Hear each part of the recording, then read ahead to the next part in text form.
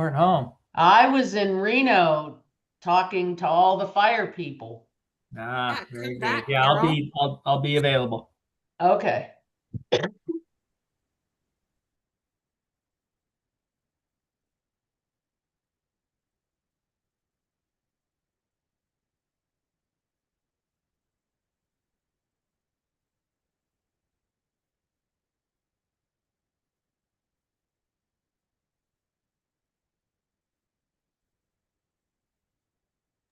All right, everyone.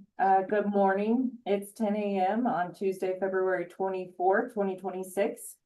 Let's call to order the Nevada Interstate Mutual Aid Committee. I'm Lindy Downey. I'm the Chief of Preparedness and Response at the Governor's Office of Emergency Management and Homeland Security. I will be your new chair of this committee. Lauren, can we please call the roll? Lauren Borst for the record. Ron Boulier. Here. Roy Anderson. Present. You, Jessica Brenner. Sean Burke. Present. You, Ryan Summers. Present. Thank you, Ryan. Colonel John Kruger. Kelly Echevarria. Present. Kelly. Scott Means. Present. Carolyn. Present. Don Pelt. Matt Peterson. Colonel Brian Howard. Lisa Christensen.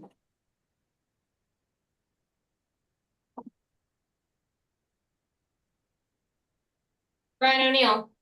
Here. James Simpson. Here. James. Jerome Trushbant. Hal Dawson.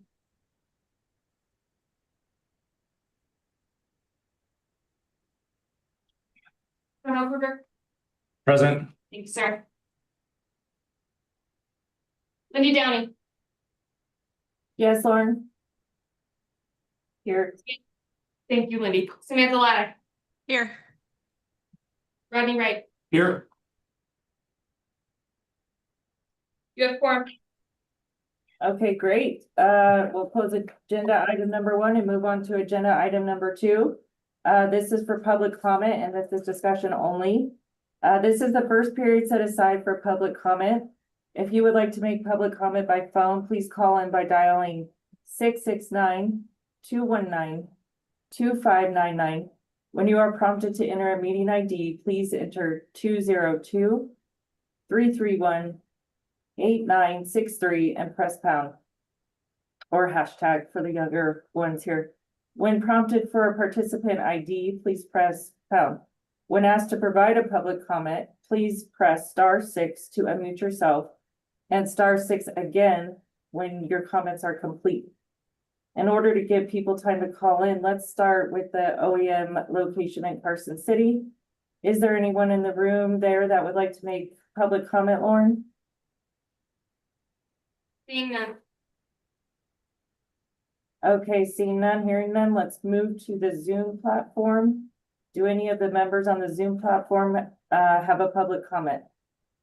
I do. This is Carol Lynn. And I just want to make comment that there is a new commander for Civil Air Patrol. It is no longer Brian Howard. It is Pete Gordson, and he may not be aware that he's even member of this board. So I will reach out to him, but I will have him contact you, Lindy, for that. Thank you, Carolyn. And yes, Lauren will contact him as well. Okay. I'll send you his contact information and then you do whatever. Perfect. Thank you for that, Carolyn. Anyone else on the Zoom platform for public comment?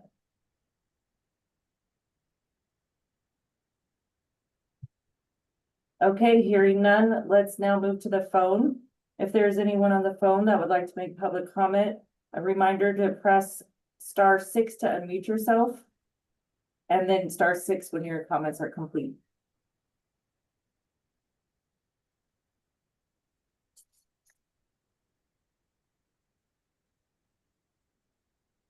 Okay, I'm not hearing any further public comment, so I'll close agenda item number 2 and move to agenda item number 3. This is approval of the minutes. This is for discussion and possible action. Would anyone like to discuss the minutes?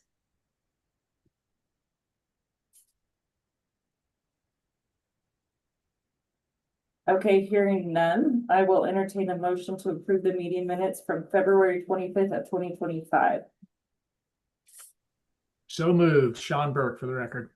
Okay, we have a first by Sean Burke Roy Second, Anderson. Second. and second from Carolyn and Roy Anderson. Thank you both.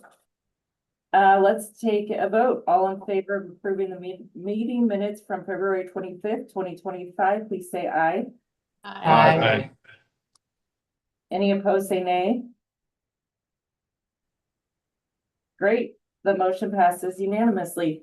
I will close our agenda item number 3 and move to agenda item number 4, which is the Interstate Mutual Aid System Operating Procedures Manual Update. This is for discussion only, and I will turn this agenda item over to Rodney Wright, our watch officer for OEM. Good morning, Interstate Mutual Aid Committee. Rodney Wright for the record. With this agenda topic, it is time for us to go and do a review and edit of the Interstate Mutual Aid Operations plan that we have. It was last updated at the end of 2021, approved by this committee in 2022. So we are at that time frame where we need to review it. The question that I have for you is I will be reaching out for feedback during this whole process. We're expecting it to take a year to update, but wanted to ask the committee with the IMAS deployments that we've had in the recent past, were there any changes that the committee would like to see us add into this update so that we can reflect based on past lessons learned? The most recent IMAS thing was with the Davis Fire, where we brought up Southern Nevada assets to assist up in Washoe County. So with that, I will entertain any comments from the committee on possible changes. Hey, Rodney Brown, for the record. I'm trying to remember back to the agreement, but I think it was fair, just from my recollection, I feel like it was fairly light in the allowable costs category when we send resources within the state on mutual aid. Certainly less structured than on a federal wildland deployment would be under allowable costs. So just a note to review that information. Okay, thanks, sir.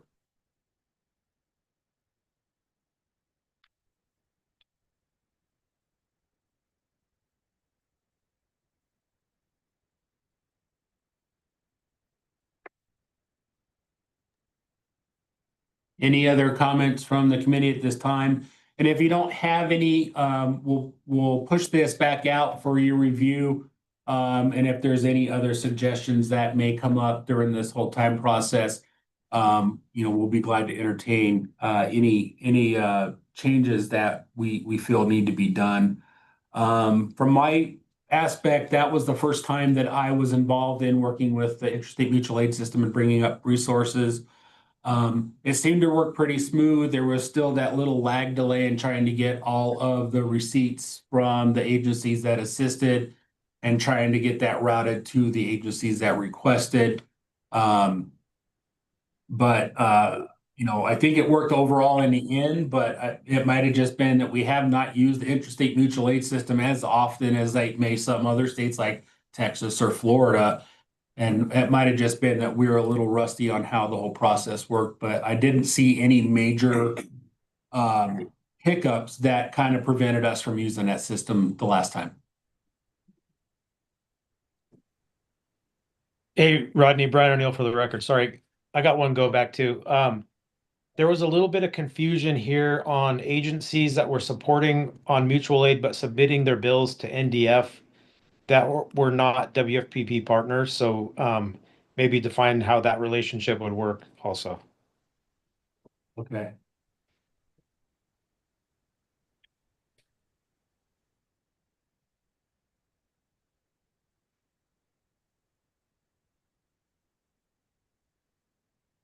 Thank you, sir. Any other comments at this time on this agenda item? Good morning, Ryan Summers. Just hearing Mr. O'Neill's comments about agencies that are not in the WFPP, it might tie into my agenda item that I would like to talk to on number 8. So there might be some more after that agenda item, if that's okay. Yeah, absolutely. Thanks, sir. Not hearing any other comments. Are there any questions for Rodney?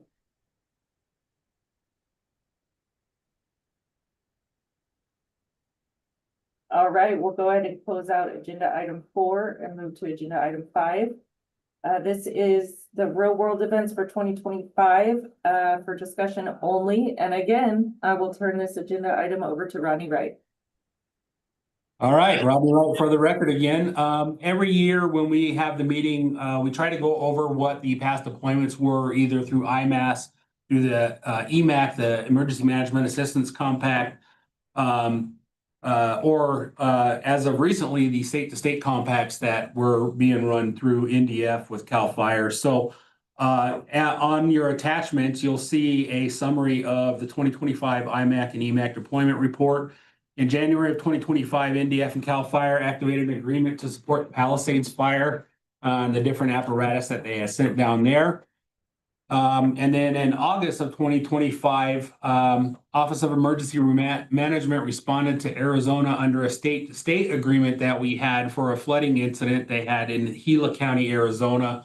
There were 2 personnel sent from the Nevada Office of Emergency Management to assist in the state operations center in Arizona, and then we were relocated down to the Gila County, Arizona EOC to assist them during their flooding event. So those are the state-to-state compacts that were activated last year. As for EMAC, there were no official EMAC deployments, but we did submit 3 different requests. We submitted 1 request for the Kerrville flood. We were just about ready to hit the submit button, and the team that we were getting ready to submit was activated by FEMA. So we were not able to get that one in, but we were just about to hit the submit button on that incident. For the Alaska flooding, we did put in an offer for a PIO from Washoe County to go up there and assist them during their flooding during October of 2025. However, that offer was not accepted by Alaska, so we did not deploy anybody for that one. And then the state of Washington had flooding in December of 2025, and we submitted an offer for a swift water rescue team out of Reno, and that offer also was not accepted. So we did have a few submissions to EMAT. However, none of those were activated and actually deployed out of state. As for the IMAS system, there were no IMAS deployments requested for 2025. And then just to report on the NRS required resource reporting, as of the 31st of December, 8 of 17 counties and 1 city, and that is actually incorrect. There is 2 cities that had responded, City of Reno and City of North Las Vegas. And there is an attachment for that for the IMAS inventory agencies that had complied with that NRS requirement. We will be hitting these jurisdictions up earlier this year and remind them to get their updates done. But by the 31st of December, we need those jurisdictions to give us a list of whether they have resources available to deploy or not, so that we can meet that statutory requirement. I'll be open for any comments or questions on this agenda item for the committee.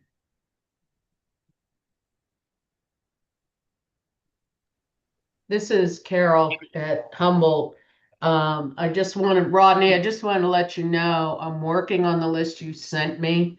The the items that were in the list currently are definitely inaccurate.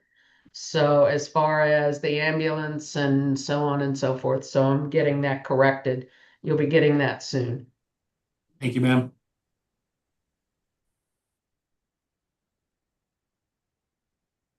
Any other questions or comments?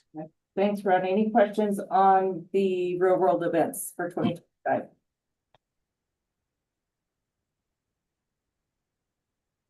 Okay, hearing none.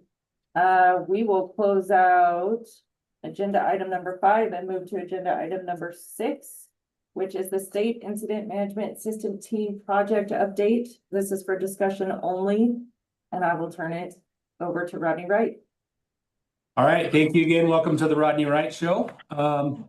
Reporting out, so we've gotten some guidance. This has been something that's been on our project for several years, and we've just not been able to really figure this out. So from our leadership, we've gotten guidance on building the 2 different types of teams.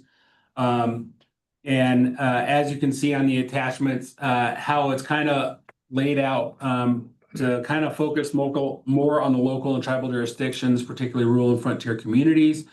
We're looking at building 2 teams, the IMAT Team 1, which will be consisted of state employees, and then IMAT Team 2, which we would be comprising from surge local and tribal personnel to make that team. We're trying to build these out as type 3 IMAT teams that can be sent out and work in the EOCs in the jurisdictions. So you can see kind of an outlay of what a team would be: an EOC manager, IMAT leader. You'd have command staff with a PIO, a liaison officer, and a safety officer. And then your general staff positions of an operations section chief, planning section chief, logistics section chief, a communications unit leader, and a finance section chief. So we're also going to be working on a process for the training of the general EM and the EOC positions, with trying to get those position-specific courses back up and running to get folks trained, working on getting them certified in their positions, and implementing position task books so that we can get them qualified for those positions and being on the IMAT team. So this is just the start of this process. We are trying to work on a funding type source, which has always been a stickler. How are we going to pay for anything in the past? And Linda, you can help me on this. We're trying to get this on our 28-29 fiscal budget to identify at least funding sources for these positions and identify travel funds and funding for equipment that can help staff up these teams. Correct, you got it. Okay.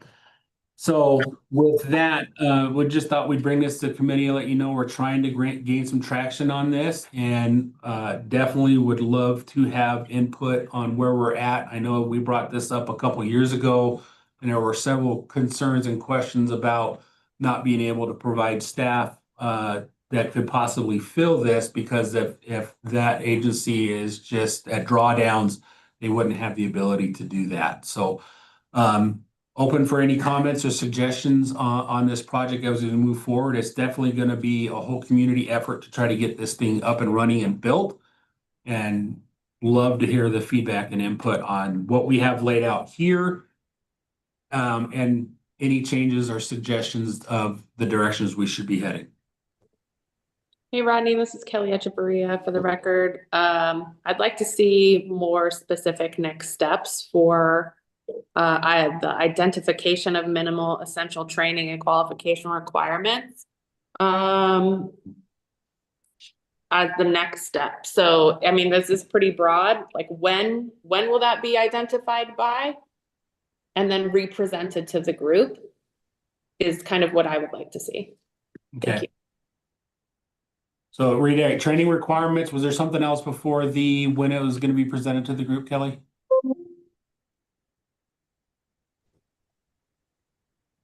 I want to make sure I understand your question. I heard training requirements. I was writing. I didn't know if there was something between what you said, training requirements, and when it was going to be presented to this group. I reread your last bolded bullet, and I said I would like to know when would be, when is your deadline for identifying these training requirements? And then I would like to see it presented back to this group. Okay, thank you. And this is Carol. I just have a question on certifications as far as PTBs, and will there be within this plan exercises or some way to make sure that people who are working towards these have a way to work through their position task books locally or within the state, or are we going to have to send people somewhere? Yes, ma'am. That's part of our budget build for this, is including a training budget to bring folks to trainings wherever we have it. We still have to work out what that training cycle is, but we are factoring in a budget to bring the team to be trained, to exercise, to allow them to start getting those task books filled out and completed. So we're trying to make sure that we're including it all in the package so that we're not just trying to chase our tails in the end. Thanks. Hey, Rodney, Brown O'Neill for the record. Sure. The under the budget that you're trying to secure, is that part of the IMAS process to request reimbursement for personnel that are deployed out of the area? Or I see the Neighbors Helping Neighbors component. Is that a like essentially a loan with the loaning agency, assuming the cost for the person that's deployed? Would be my first question. The second one is, I'll just go through a couple questions and maybe you can just address it at the end. Okay. FEMA NQS, I think, would mean that it's a all hazard position task book. So is there a crosswalk between NWCG qualification and the FEMA qualification that you're looking for? On the certification side and position task book, is there a recognition of prior learning process, and is there a certification review board that people would submit their position task books to in order to get signed off as qualified? Okay, hang on, I'm writing notes, Brian. We need to identify that if what that crosswalk is. We've been hearing there's a crosswalk, we just have not seen what that NWCG, the FEMA All Hazards crosswalk is. I think that would help us get farther along because we know that there are lots of people in this state that have their NWCG task books signed out.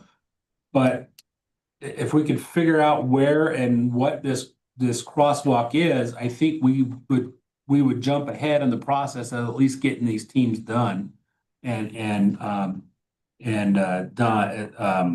built based off the requirements. So that's something that we're also looking at trying to find. As far as the certification review board, that's going to be part of this process, is building a qualification system for Nevada. We've been collecting several states qualification review boards and task books. Colorado, Tennessee are a couple that I can name off the top of my head that I have sitting in my office, but we would like to build a qualification review board so that folks that can bring their task books to this qualification review board, have them reviewed and get the recommendations from that qualification review board. Yes, we recognize you as a certified, insert your position here, task book holder for the state of Nevada. Rodney, would you like me to address Yes, ma'am. funding? Okay, Lindy Downey for the record. So Chief O'Neill, with the cost, well, this project timeline, first of all, goes through 2028. So this is going to be a long-standing build. What we have done in our fiscal year 28 budget and our fiscal year 29 budget is come up with a cost for all of the positions, travel, equipment, like Rodney said earlier, and we are asking the state legislator for that. So it wouldn't be on you if we provide a team in a rural area, say, we're budgeting for that cost. Pay, travel, all of that. Okay, thank you. You're welcome. Are there? We do understand this is gonna be a long work in progress, and so we're definitely gonna be reaching out, to the committee and getting feedback and input, because there are a lot of more subject matter experts that can weigh in on this. Oh, yeah, I mean, as far as your, things, the recognition of prior learning, and someone can correct me if I'm wrong, the way the task books are stacked now is you can use up to 3 years prior to starting a task book for prior learning, right? It can be determined by the AHJ, so you can set the rules for that. Okay. Okay, so that's definitely something that we'll include into this.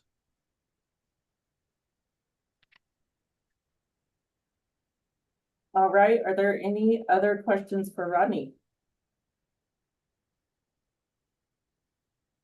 Okay, good discussion. Thank you. We will close out agenda item number 7 and move on to agenda item number 8, which is cross-border fire support reimbursement. Nope, did I skip one? I'm sorry, that was agenda item, correction for the record.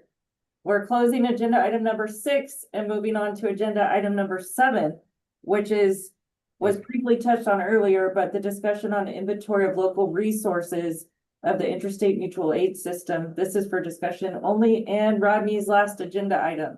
So over to you, Rodney. All right, thank you, everybody. Rodney Wright for the record again. I already kind of touched on this topic in the prior agenda item number 5 with the attachment of the IMAS inventory submission. What we have done is we have taken the feedback that the jurisdictions that have responded, and we have put them on a intranet site. And what we have done is we have sent that link out to the local jurisdictions so that they have the ability to pull that up and see what kind of resources have been identified by those jurisdictions that have responded that could be possibly used in an IMAS resource request situation. As we get more, we'll add them to there. Right now, we just have them in Excel spreadsheets. Our ultimate end goal is to try to build a system, kind of like that was in the WebEOC platform that we have currently, but we will be moving away from WebEOC, but building a system where we can upload all of these Excel documents and make it so it's easy that if you're a jurisdiction looking for a resource, you can go in, type in the name of the resource you want, and it'll search that database. We have not begun that process yet. We're in the process of trying to build a replacement system for our WebEOC platform for our EOC currently, but that's one of the things on our to-do list with this inventory resource submission list is to make it easier so that you can log in, you're looking for a specific resource, you can type it in, and it'll identify which counties may have that as an available resource. So that is the discussion that's on the inventory local resources. Like I said, we have shared that link with the emergency managers throughout the state of Nevada, the tribal emergency managers as well. And if you are having issue, we've gotten word that there are a couple folks that just can't access it. And I think it could be an IT thing on their side where they're just not able to click on that link and see the resources, because we're getting a variety of, yes, I can see it. No, I can't. If you cannot see it, please reach out to me and I'll be glad to send you a copy of the current inventories list that we have. But until we can get a system where you guys can log in, this is how we'll hold it, and at least you'll have availability to see it. And I'll be glad to take any questions.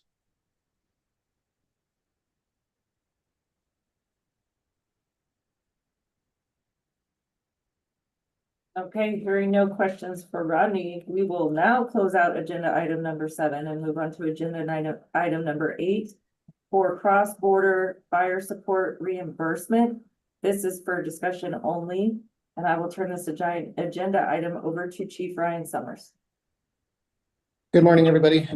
Actually, Rodney, you've been doing such a good job. You can take it if you would like. No, thank you. Okay.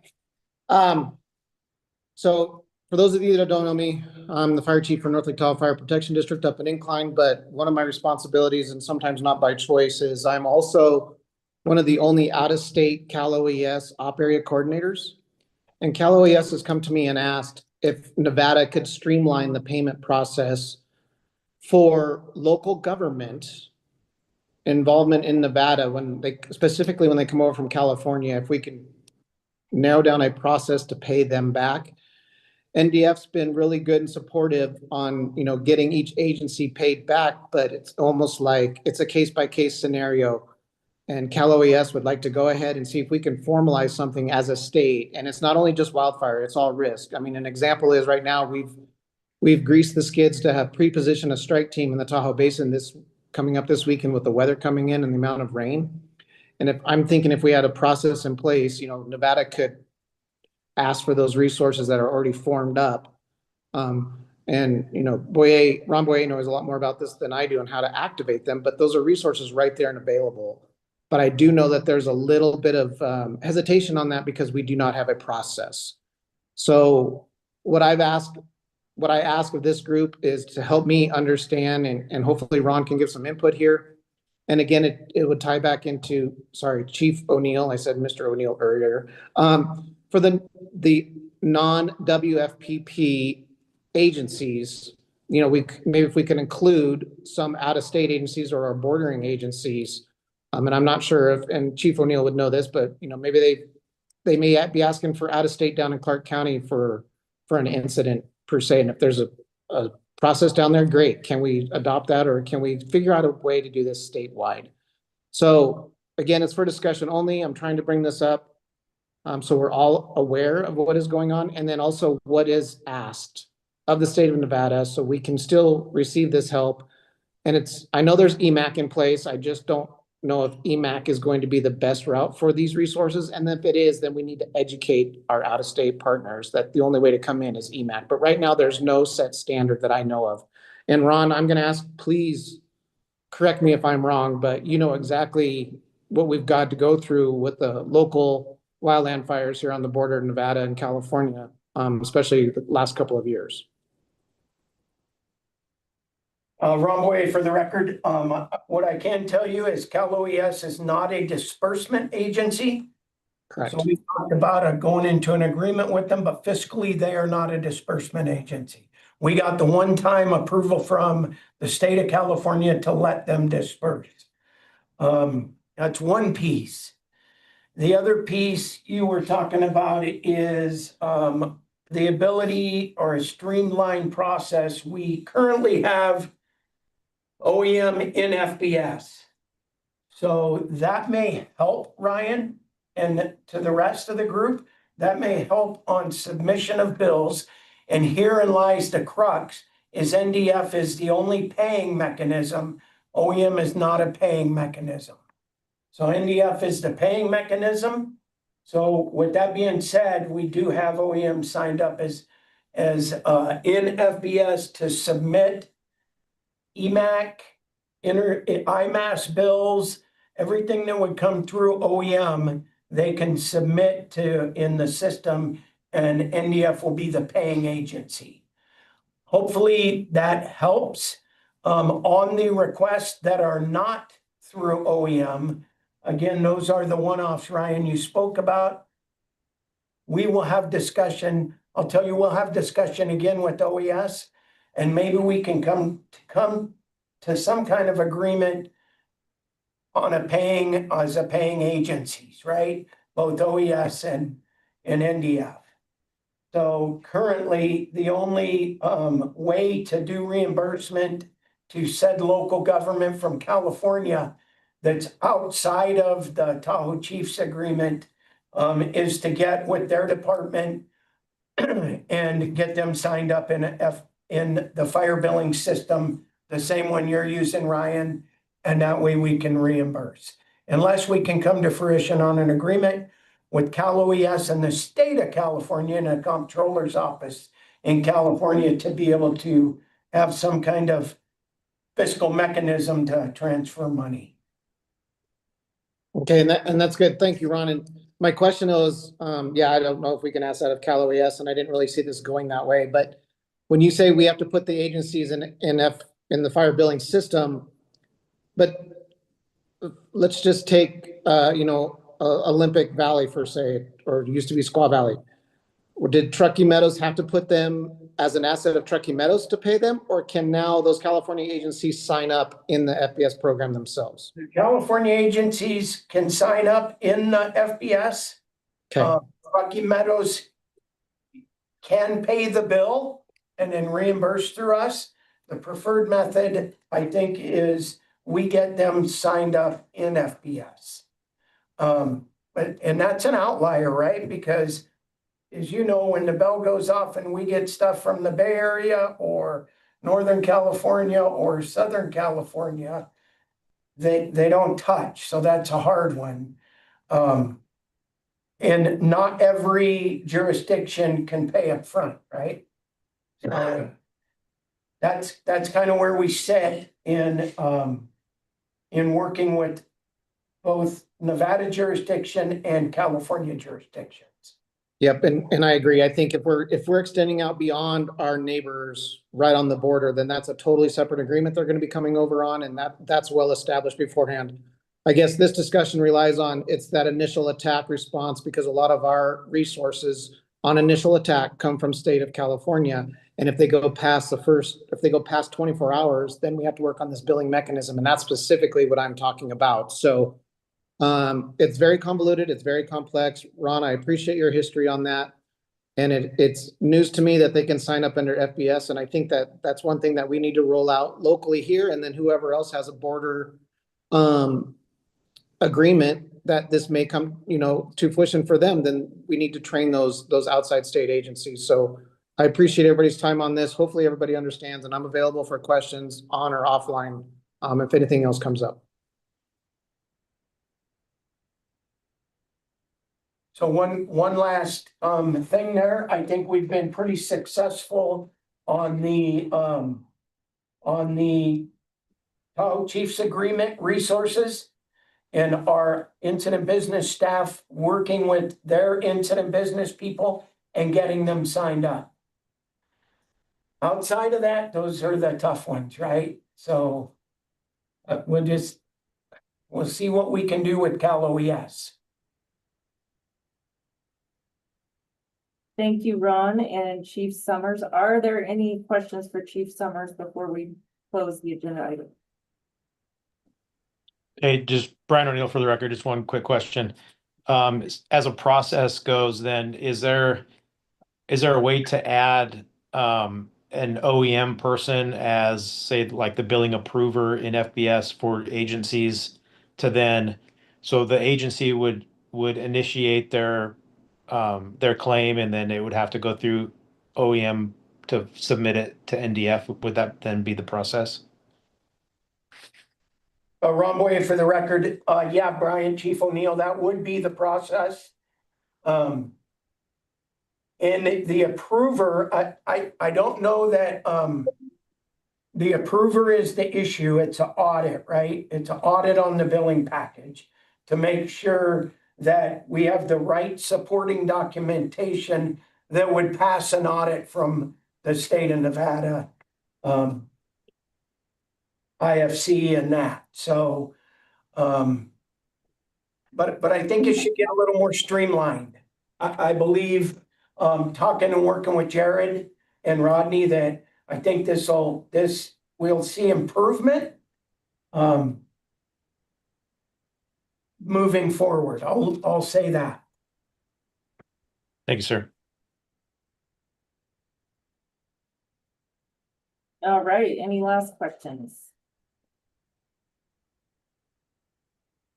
Okay, we will close out agenda item number 8 and move on to agenda item number 9, which is for public comment. This discussion only. This is a second period set aside for public comment. If you would like to make public comment by phone, please call in by dialing 669-219-2599. When you are prompted to enter a meeting ID, please enter 202-331-8963 and press pound. When prompted for a participant ID, please press pound. When asked to provide a public comment, please press *6 to unmute yourself and *6 again when your comments are complete. In order to give people time to call in, let's start again with the OEM meeting location. Lauren, is there anyone in the room that would like to make public comment? For the record, seeing none. Copy that, seeing none. Let's move to the Zoom platform. Do any of the members on the Zoom platform have a public comment?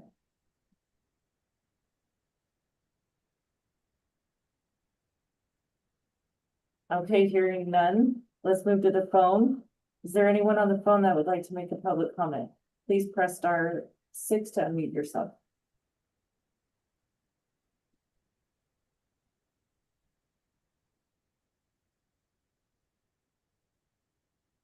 All right, we will close out agenda item number 9 and move to agenda item number 10, which is adjournment.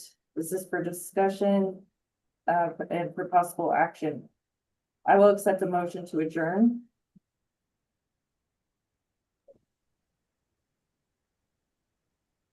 Brian Motion. O'Neill, motion to adjourn. Thanks, Chief O'Neill. Do I have a second? Second.